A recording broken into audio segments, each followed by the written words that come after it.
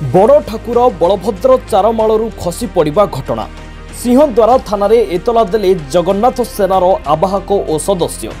अभियोग अनुसार घटनास्थल में न रही घरे शोइथिले श्रीमंदिर मुख्य प्रशासक वीर विक्रम यादव। अणओडिया ऑफिसर को जगन्नाथ दायित्व देथिबारु एपरी अघटन घटिथिबा कथा दाबी हेउछि। यथाशीघ्र एहार तदंत करा जाऊ एवं सरकार महाप्रभुंक पाखरे जाई क्षमा प्रार्थना करंतु।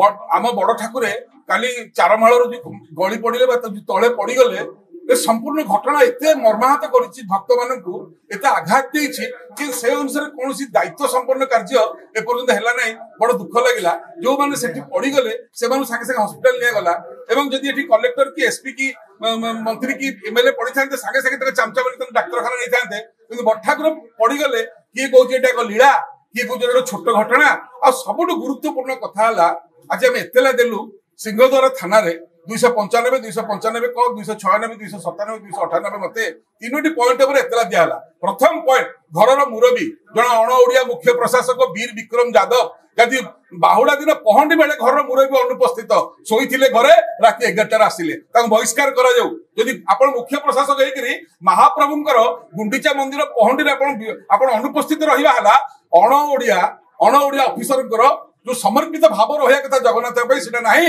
ओडिया अफसर मैंने पूरा रहती कालिया कम करके जाती कालिया प्रति कौन बड़ आंतरिकता नहीं तुरंत एक बहिष्कार कर गोबर पानी पकईकि धोबू आगामी दिन में।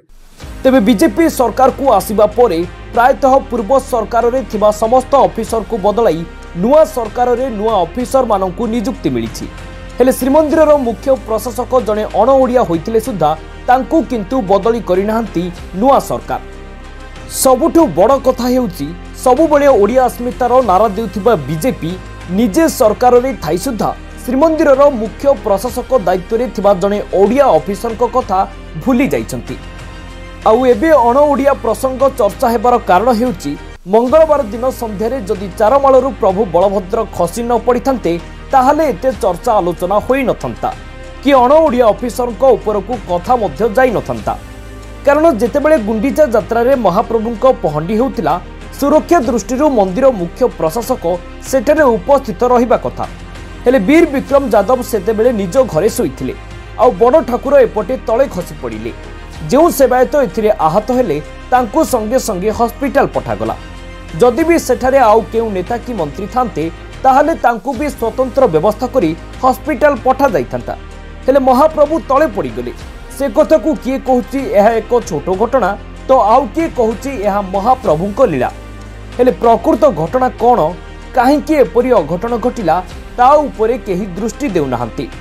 तेणु जगन्नाथ सेनार आवाहक प्रियदर्शन पट्टनायक और तांको सेनार सदस्य एने सिंहद्वार थाना रे एतला देइछंती। तेबे महाप्रभुंक रथयात्रा रे एपरी अघटन घटिबाकु नै एबे पूरा ओडिशा समेत ओडिशा बाहरे रहुथिबा भक्त माने भी एथिरे मर्माहत होइछंती। यथाशीघ्र प्रकृत दोषी किए तांकु खोजी बाहर करा जाऊ एवं सरकार कौन भूल करिसेंती तार भूल मध्य मागंतु बोली जगन्नाथ सेना पक्षरु दाबी करा जाइछि। ब्यूरो रिपोर्ट दिनांक टीवी।